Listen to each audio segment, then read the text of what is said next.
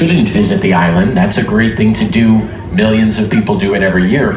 But when you're standing on Liberty Island, you're just looking straight up in the air, right? It's like standing next to a tall building. The statue is 305 feet from the ground to its raised torch. If you do not measure in American, that's about 93 meters, ground to torch. And you know, the torch, when we get closer, you'll see it sort of shine in the sun. It's 24 karat gold leaf on the outside of that torch. But that's not the original torch. Originally, she was a functioning electrical lighthouse, and she had a glass torch. And that glass torch you can see when you visit the island. They still have it there.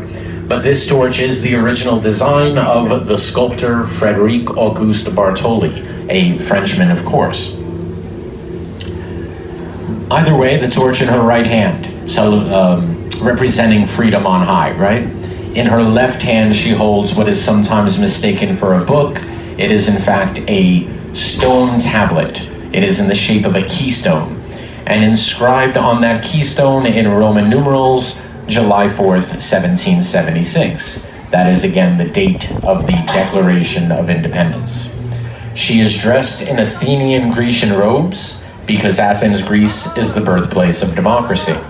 And on her head, she wears a crown, and on that crown, 7 points representing the 7 seas and the 7 continents.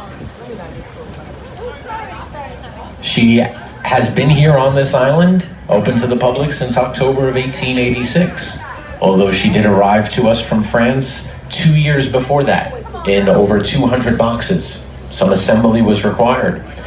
And the reason it took 2 years is because all of the money to build the pedestal and assemble the statue, it was all privately funded. It was raised privately, no government money from either country involved, which is to say that she is truly a gift from the people of France to the people of America, not a gift from one government to another. And during the 2 years of fundraising, school children raised a tremendous amount of money. Joseph Pulitzer, the publishing man, very influential. And they had a lot of auctions to raise money. One of them was an auction for which Emma Lazarus wrote an award-winning poem. That poem you can also see when you visit the statue. It's on a big plaque. The poem is called The New Colossus. And really it is the end, the final stanza of the poem that has become so famous you may have heard of it.